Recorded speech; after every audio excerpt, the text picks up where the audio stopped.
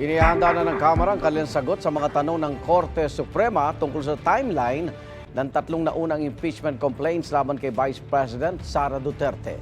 Kaugnay ito sa petisyon ng bise na ipawalang bisa ang ika-4 na impeachment complaint dahil dumabag-a niya ito sa one-year bar rule. May unang balita si Tina Panganiban Perez. Pinabalangkas na ng Kamara ang sagot nito sa mga katanungan ng Korte Suprema kaugnay sa petisyon ni Vice President Sara Duterte na humaharang sa impeachment complaint laban sa kanya. Kabilang sa tanong ng Korte Suprema kung ano ang nangyari sa unang tatlong impeachment complaint na inihain laban kay Duterte. Matatanda ang magkakasunod na inihain ng tatlong impeachment complaint na hindi na gumalaw hanggang sa umarangkadang ika-4 na impeachment complaint noong February 2025. Sabi ni Manila Representative Joel Chua, isa sa House Impeachment Prosecutors, sinunod daw ng Kamara ang konstitusyon, ang rules on impeachment at mga dating desisyon ng Korte Suprema, lalo na sa one-year bar rule na nagbabawal sa mahigit isang initiated impeachment complaint sa isang impeachable official sa loob ng isang taon. Ang tinutukoy na jurisprudence ni Chua ay ang desisyon ng Korte Suprema sa dalawang kasong kumwestiyon sa impeachment complaint laban kina Chief Justice Hilario Davide at Ombudsman Merceditas Gutierrez. Dito inilatag ng Korte Suprema kung ano ang ibig sabihin ng pag-initiate ng isang impeachment complaint na siyang basehan ng one-year bar rule. Una, ng filing ng verified complaint at pag-refer sa House Justice Committee for action. No? Ito po yung supposedly dapat nangyari sa unang tatlo na mga impeachment complaints. Pero hindi po ito nangyari. There was no referral to the House Committee on Justice.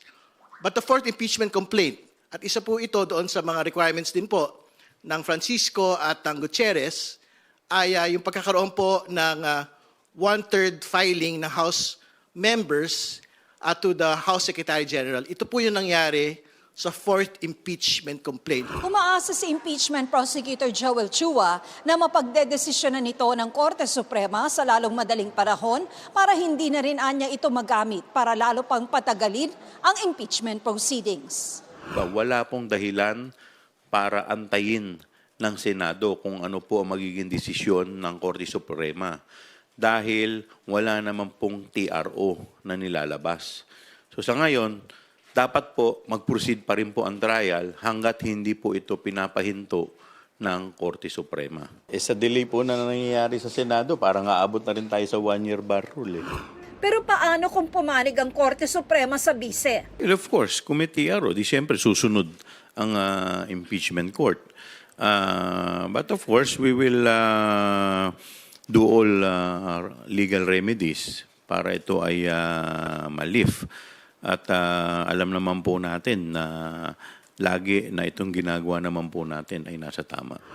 Ang articles of impeachment, pwede naman daw ihain ulit matapos ang one-year bar. Wala namang violation eh. Ang pinagbabawal lamang is yung period. So pwede, as is. Yes. Ito ang unang balita. Tina Panganiban Perez para sa GMA Integrated News.